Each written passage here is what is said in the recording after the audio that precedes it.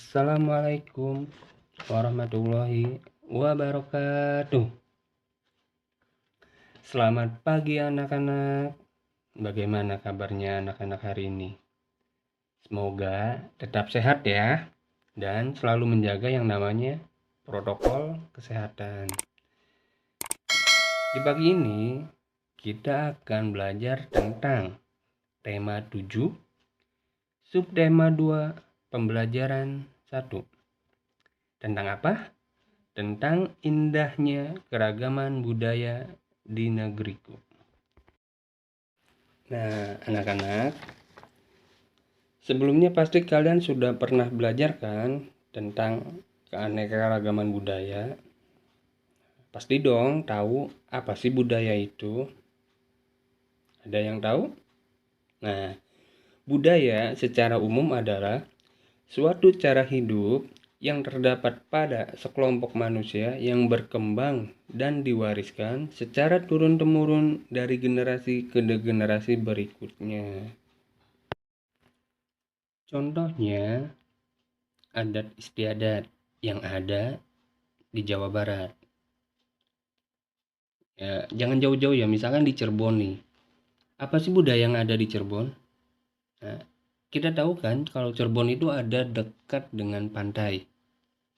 Jadi sering lihat dong kalau misalkan di pesisir pantai ada acara yang namanya pesta laut yang disebut nadran. Selain itu juga ada yang berhubungan dengan para petani, yaitu Mapagesri.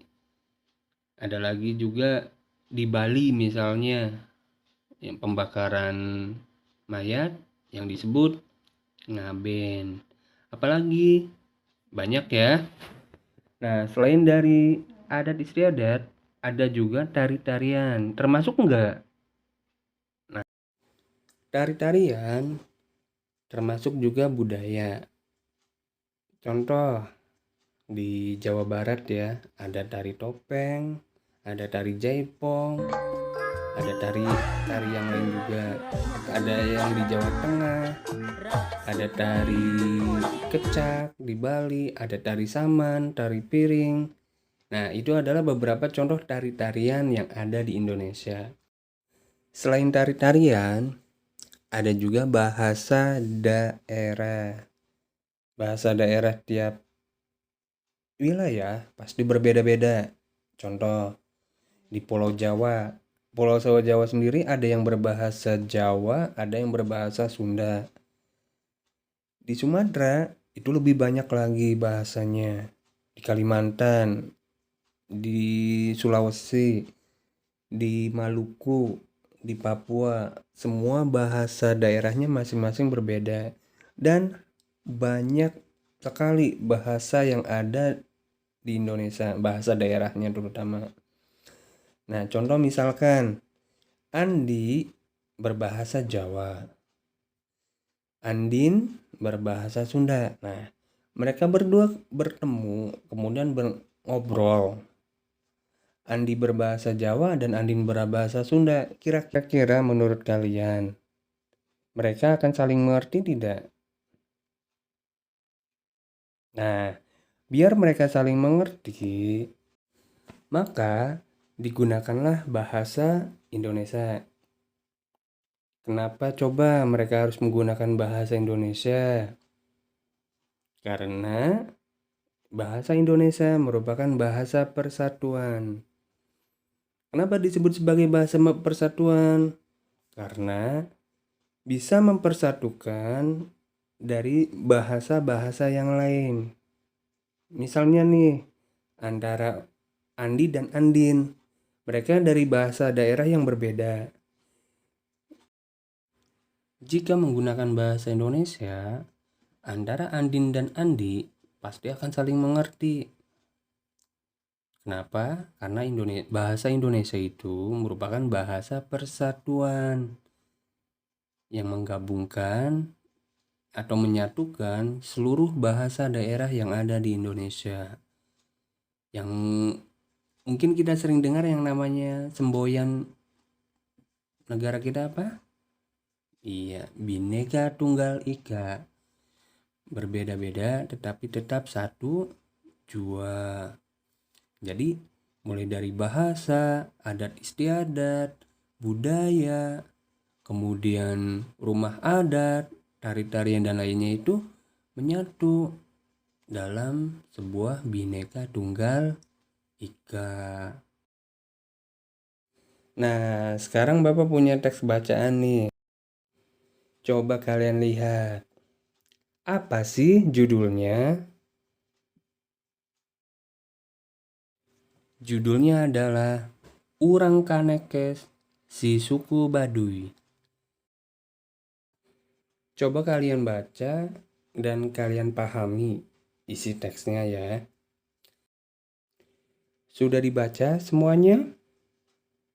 Sudah paham kan? Nah, sekarang Bapak mau nanya nih. Ada berapa paragraf teks bacaan yang kalian baca tadi? Coba sebutkan, ada berapa? 1, 2, 3, 4. Nah, berarti ada 4 paragraf. Coba, ada yang bisa menyebutkan nggak di paragraf pertama pokok pikiran utamanya atau pokok kalimatnya? Ada yang tahu? Nah, untuk paragraf pertama itu ada di awal kalimat, yaitu Banten merupakan sebuah provinsi di Pulau Jawa bagian barat. Setelah kalian mengetahui pokok pikiran pada paragraf yang pertama, pasti kalian bisa dong menyebutkan pokok pikiran di paragraf kedua, ketiga, dan keempat.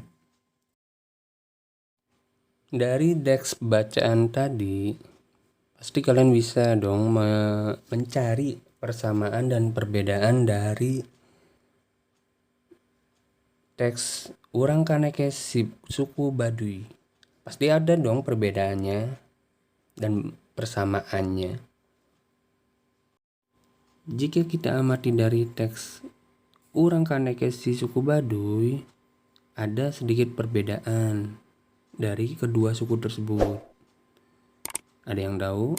Nah, perbedaan yang pertama adalah suku Baduy yang luar, suku Baduy luar ya, itu sudah biasa menggunakan elektronik.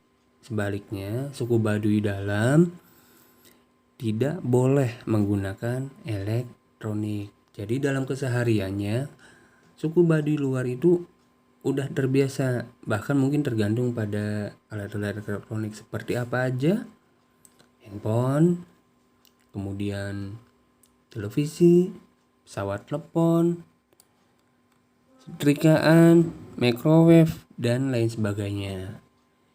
Kalau dilihat dari alat elektronik yang tadi disebutin, itu menggunakan apa coba? Menggunakan tenaga apa sih agar bisa menyalakan alat-alat tersebut? Ada yang tahu? Nah, betul sekali. Untuk menyalakan alat-alat tersebut atau alat-alat elektronik, itu harus menggunakan daya listrik. Ada yang tahu tidak? Listrik ada berapa macam? Coba sebutkan. Listrik terdiri dari beberapa jenis, yaitu ada 4. Apa aja? Ada yang tahu enggak? Yang pertama, listrik statis. Listrik statis adalah kumpulan muatan listrik dalam jumlah besar yang statis atau tidak mengalir. Tapi apabila terjadi pengosongan, waktunya sangat cepat. Contoh dari listrik statis ini bisa dihasilkan dengan cara menggosok-gosokkan penggaris rambut, kemudian tempel kertas yang dipotong kecil. Dengan cara ini, maka kertas yang dipotong-potong kecil tersebut akan terangkat menempel di penggaris. Jenis yang kedua adalah listrik dinamis. Apa sih listrik dinamis tersebut? Ada yang tahu tidak? Listrik dinamis adalah listrik yang dapat bergerak melalui penghantar yang menghubungkan kedua kutub.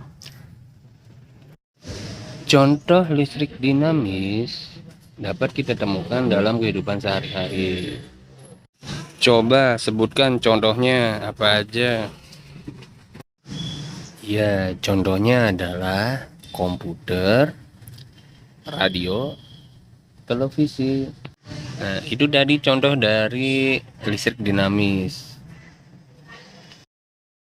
Jadi, dapat disimpulkan berdasarkan cara mengalirnya ada dua jenis, yaitu listrik statis dan listrik dinamis.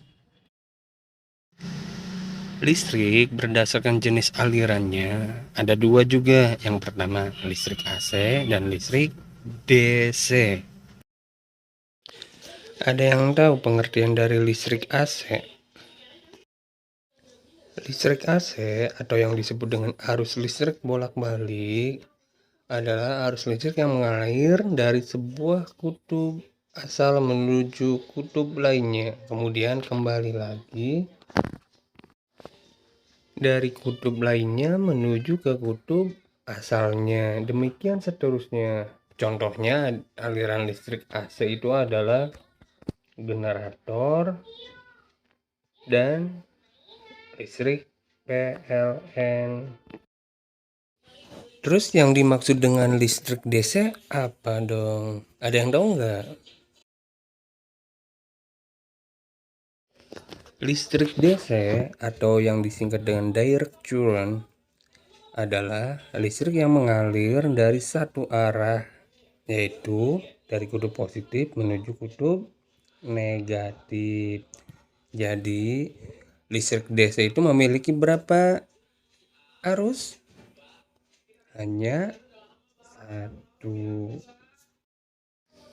Setelah kalian mengetahui pengertian dari listrik DC, pasti dong kalian bisa menyebutkan contoh salah satu dari arus listrik yang menggunakan sistem DC tersebut. Coba ada yang bisa sebutkan? Contoh alat elektronik yang menggunakan arus DC itu banyak di sekitar kita. Contohnya adalah televisi, radio, DVD, komputer, dan motor DC. Kalian tahu kan motor DC?